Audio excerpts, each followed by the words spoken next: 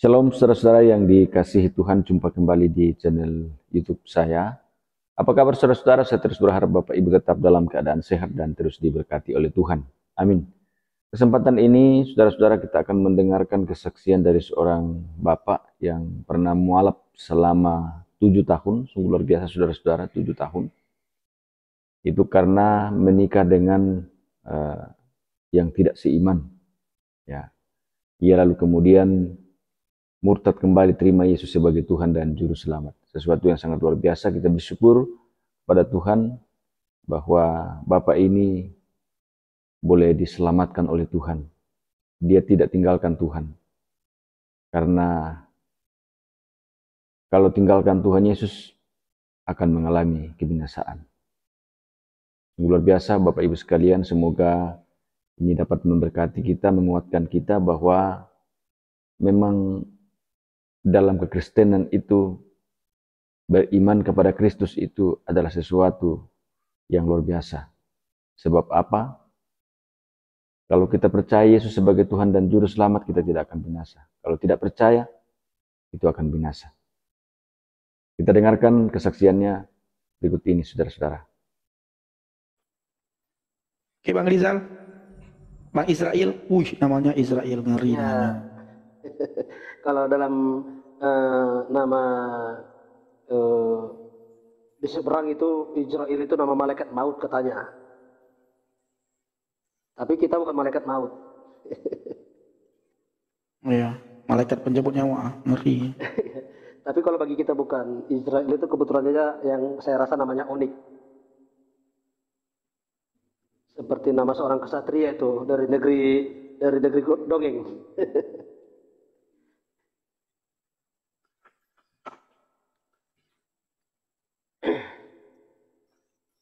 Jadi izin tanya sama Bang Hos, Bang Pendi, udah berapa lama abang mengenal iman akan Kristus? Lebih kurang 9 tahun Bang. 9 tahun ya, luar biasa. Karena Bang sangat sulit loh Bang. Sangat sulit apalagi kalau di iman kita yang sebelumnya, kalau mengakui Kristus itu, waduh, sangat tidak mungkin lah, mustahil sekali. Jangankan untuk beriman, untuk menyebut namanya aja pun udah sesuatu yang diharamkan. Ini luar biasa. Jadi tergenapilah kalimat-kalimat nubuatan, demikianlah pada akhir zaman orang terdahulu akan jadi kemudian dan orang yang kemudian menjadi terdahulu. Jadi banyak orang-orang yang para ahli hukum Tuhan yang dimana kursi mereka akan ditempati oleh para pelacur, oleh para penyamun, dan mereka akan kehilangan tempat di Firdaus itu. Sebentar, Bang Israel awak dulunya Muslim juga? Islam? Saya dulu saya lahir di Kristen, namun dulu saya sempat punya istri dulu ya non Kristen lah, dan saya sempat mualaf lebih kurang 7 tahun. Abang sempat mualaf lebih kurang 7 tahun? 7 tahun ya. Jadi setelah bentar, mualaf kenapa Bang jadi mualaf? Gara-gara menikah? Karena menikah sama yang saya kebetulan saya kan Batak dan waktu itu saya dapat istri dari suku lain lah gitu. Bang Aceh? Daerah Jawa. Oh. Ya. Jadi karena saya tidak ada di sana yang saya pelajari, tidak ada kepastian. Saya pelajari lama-lama untuk apa saya mengikuti sesuatu yang tidak pasti. Tapi abang bertahan 7 tahun ya? 7 tahun lamanya? 7 tahun itu nggak ada rasa damai, nggak ada rasa kepastian. Artinya saya seperti terombang-ambing. Oh. Abang kembali pada tahun berapa? Tahun 2005 lah. 2005 karena 98 waktu itu masih lagi pas demo-demo lah waktu itu ya. Disitulah saya bertemu dengan mantan istri, dan saya diajak waktu itu, saya diiming-iming nanti kamu akan kamu akan lebih mengenal namanya ini, kamu akan menjadi orang yang pengikut tauhid, kamu akan tercerahkan, kamu akan jaminan surga, ini banyaklah sesuatu yang saya rasa indah-indah. Ternyata begitu saya berada di sana, justru saya nggak mendapat damai itu gitu. Hmm. Habis itu Abang kembali. Iya, saya kembali karena ya bobot saya kembali itu dengan cepatnya karena ada di kalimat di satu tulisan di dalam perjanjian baru, dosa terhadap Bapa bisa diampuni, dosa terhadap anak bisa diampuni, tapi dosa terhadap Roh Kudus tidak bisa diampuni sampai kapanpun. Abang takut akan kalimat itu. Ya, kalau Roh Kudus sudah tidak berkenan,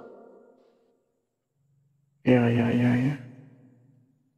Selama Abang di sana, apa yang Abang kerjakan khusus mengenai iman Abang? eh, di sana saya pelajari. Waktu itu kebetulan saya kan tidak tahu bahasa, katakanlah bahasa Arab. Iya, Saya hanya pelajari beberapa terjemahan Julkarim. iya, Ya, ada beberapa ayat, tapi saya udah lupa lah. Tapi saya ucapkan aja lah bahasa Indonesia aja terjemahannya. Di sana kan, di sana justru yang ditunjuk merujuk kepada eh, kekuasaan Isa Al-Masih bin Maryam di dunia dan di akhirat. wajihan fid dunya wal akhirah, ya. Ya, dia mempunyai kunci kebesaran di dunia dan di akhirat. Jadi di situ saya berpikirnya, nah, kenapa bukan Nabi yang saya imani sekarang ini yang mempunyai kunci kebesaran itu? Kenapa mesti Isa Al-Masih itu? Jadi saya rasa nggak adil gitulah, nggak adil gitu. Kok bisa Isa Al-Masih ini? Siapa sih dia? Nah, ternyata itulah yang di sebelumnya juga setelah saya cari alamatnya Isa Al-Masih ternyata itu adalah Kristus atau Yesus.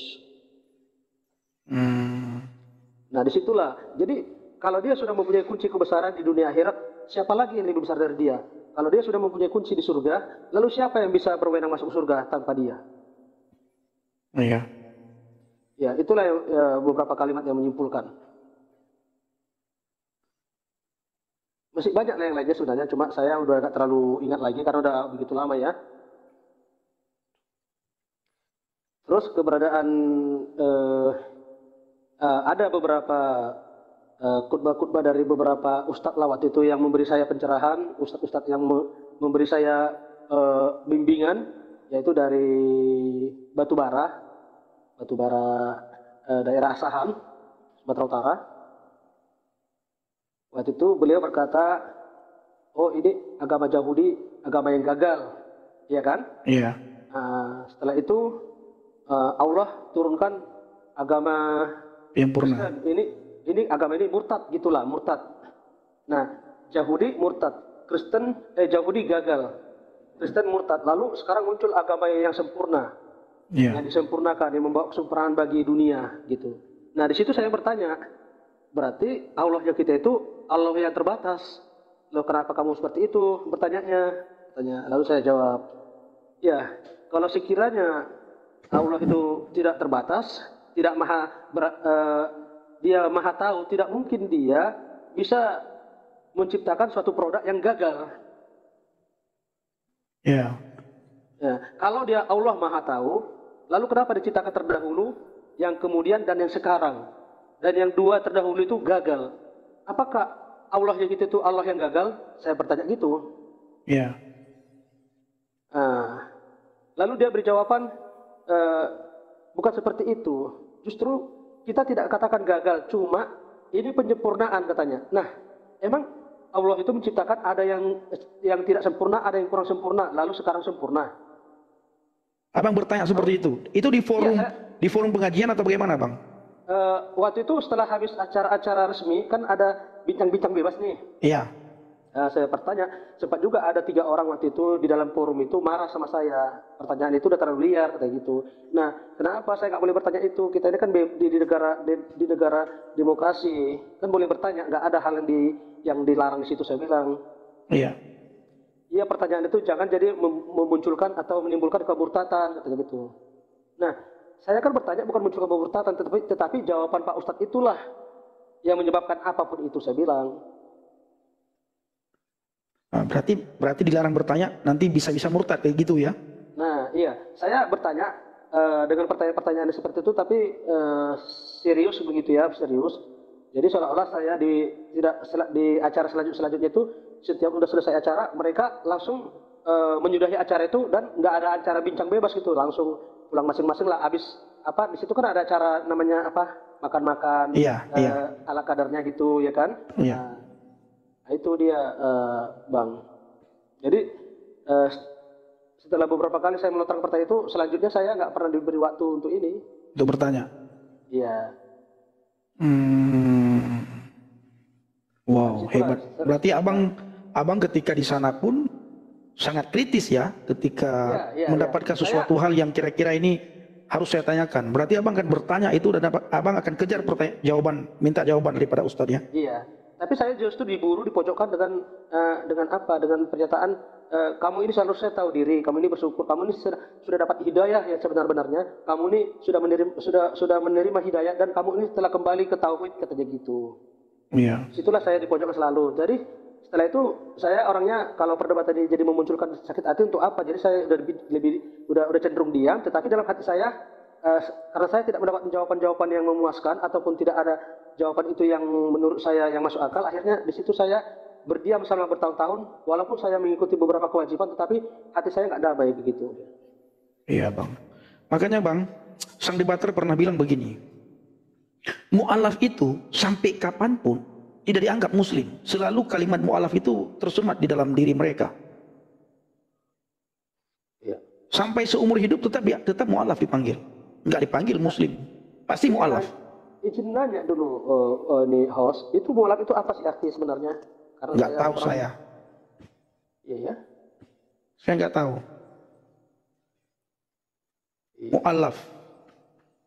Mungkin sadar daripada kekhilafan kali, nggak tahu juga saya. Iya, jadi banyak hal-hal yang saya rasa janggal gitu. Ketika saya bertanya, kalau pertanyaan itu mengenai, lalu saya seperti tidak diizinkan begitu. Betul. Iya, kalau murtadin itu bukan orang Kristen yang memberikan kalimat kepada kami murtadin, tetapi kami sendiri dan orang Islam. Kalau di dalam kekristenan, saya ini bang ya, bang Israel, ya. Ketika saya meninggalkan agama saya, orang yang ada dalam agama saya yang dulu mengatakan saya murtadin. Tetapi orang yang ada dalam iman saya yang sekarang, itu menganggap saya lahir baru dan petobat baru. Iya. Petobat hidup dianggap. Hidup baru ya dalam keselamatan. Hidup baru, lahir baru dalam Kristus, anak kerajaan. Disambut, disayang, dihargai. Kalau mereka enggak bang, abang sudah 7 tahun abang. Sampai kapanpun abang tetap dipanggil mu'alaf. Sampai kapanpun. Kalau ditanya ini siapa ini? Oh mu'alaf dia ini. Abang besok pergi ke daerah lain lagi. Ini siapa? Oh mu'alaf. Jadi kalimat mu'alaf itu tidak akan hilang bang. Iya. Tidak akan hilang. Jadi selamat bang, abang sudah kembali ke Kitabul Hayah. Iya. Di mana nama abang tertulis dalam kitab kehidupan dan nama kita tertulis dalam kitab kehidupan. Amin. Tetap semangat abangku, jangan pernah menyangkal dia lagi. Merasa seperti seorang anak yang hilang itu, yang pada kembali lagi. Ya.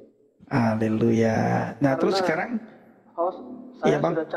sudah capek saya mencari sumber-sumber dari berbagai sumber lah ya, misalnya agama ini, mana sih yang ada kepastian keselamatan itu saya pelajari. Pada akhirnya saya hanya menemukan satu, yaitu Kristus. Karena hanya di dalam dialah ada keselamatan dan kebangkitan. Amin. Ya. Amin. Dan kitab-kitab yang lain pun mendukungnya. Kalau di kitab lain dikatakan dia mempunyai kunci kebesaran di dunia dan akhirat. Iya. Di dalam kitab Kristen dikatakan kepadaku telah diserahkan semua kuasa, segala kuasa. Semua kuasa di langit maupun di bumi. Yes, amin. Dan kunci kerajaan maut pun diserahkan kepadanya. Amin. Nah, setuju kedua kitab itu mengatakan kunci itu ada di tangan Kristus. Kalau kunci surga ada di tangannya, lalu siapa yang berwenang lagi di surga? Betul. Siapa lagi? Adakah makhluk lagi atau kaum abadi yang berwenang di surga? Betul. Tidak. Hanya dia yang mempunyai kuncinya, hanya dia yang punya wewenang itu. Betul. Saya sering dipojokkan. Loh, itu Tuhannya Kristen, kok Tuhannya bisa mati disalib? Nah, itu pemikiran mereka. Itu nalarnya seperti Upin Ipin menurut saya. Iya. Wow, luar biasa. Kalau Tuhannya Kristen itu, Yesus itu dia Tuhan, lalu kenapa mati katanya? Lalu dia mati, siapa mencabut nyawanya? Wah, ini pertanyaan apa dia? Nah, waktu abang mu'alaf, Abang ditayangkan itu juga? Pernah dulu ditanyakan itu, tapi waktu itu saya belum begitu dewasa untuk menjawab itu. Nah sebelumnya, ketika abang jadi mualaf, abang pernah nggak menghina-hina Yesus, menghina agama abang yang lama, menghina kekristenan? Sempat juga loh saya gini, sempat juga kepikiran, Yesus itu Allahnya, Tuhannya Kristen itu, iya ya. Kalau dia manusia, kenapa sih dia nggak bisa? Kalau dia Tuhan, kenapa sih dia bisa Menyelamatkan dirinya sendiri. Serendah itu dia bisa disiksa, dia bisa dihina-hina, diludahi, dia nggak bereaksi atau apapun, tidak melakukan mujizat dia sebagai Tuhan gitu. Jadi pada saat itu simpelnya saya berpikir konyol sekali gitu, karena berpikir saya itu masih seperti itu dalam saya waktu itu. Tapi seiring berjalannya waktu, saya mempelajari juga kitab ini tadi, lama-lama saya temukan jawaban itu semuanya. Ya. Jadi apa yang paling membuat abang itu bisa kembali, Pak? Yang paling ya? Oh, itu tadi yang membuat saya itu kembali itu karena saya sudah temukan bahkan Yesus sudah ada sebelum dunia, bahkan Yesus adalah firman yang jadi manusia itu, bahkan Yesus adalah wujud Tuhan, dia adalah kalimatullah, dia rahmatullah, dia kalamullah, dia rohul kudus atau roh Allah. Dan dialah wujud daripada ilahi itu sendiri. Ya. Dan artinya sebelumnya abang nggak pernah belajar itu, Bang? Tidak. Setelah itu saya dapatkan lagi kalimat lain mengatakan hujat terhadap Allah Bapa dapat diampuni, hujat terhadap Anak dapat diampuni, tetapi hujat terhadap Roh Kudus dunia sekarang, dunia yang akan datang pun tidak dapat diampuni. Itu yang membuat saya lekas segera kembali. Karena kalau sudah Roh Kudus tidak berkenan, oleh kuasa apa lagi kita untuk dapat bertobat? Tentu tidak ada rasa pertobatan lagi. Oke, siap, keren Bang. Jadi udah banyak belajar tentang Alkitab Bang ya? Ya, gitulah. Jangan gitulah. Masih sebagian itu. Jangan gitulah Bang. Iya harus Bang. Jadi jangan cuma hanya kembali kepada Yesus, tetapi tidak mau lebih dari yang sebelumnya. Gitu loh. Iya. Jadi mulailah Bang belajar. Kalau istri tadi gimana jadinya? Sepertinya kami membawa jalan masing-masing. Jadi saya sudah menemukan kehidupan baru. Oke. Ya siap. Oke Bang, thank you. Mudah-mudahan abang bisa semakin kuat ya. Iya. Sungguh luar biasa saudara-saudara. Semoga dapat bermanfaat, memberkati kita sekalian, supaya kita pun semakin bertumbuh dalam iman kepada Yesus Kristus. Jangan pernah tinggalkan Tuhan Yesus, saudara-saudara. Karena kalau saudara tinggalkan Tuhan Yesus, saudara akan binasa. Karena hanya di dalam Yesus Kristus saja kita dapat diselamatkan. Di luar Yesus tidak pernah ada keselamatan. Kita bersyukur kita sudah diselamatkan oleh Tuhan. Karena itu setialah dalam Tuhan, apapun yang menjadi tantangan, apapun persoalan hidup. Tetap beriman kepada Kristus. Tuhan Yesus memberkati saudara-saudara sekalian.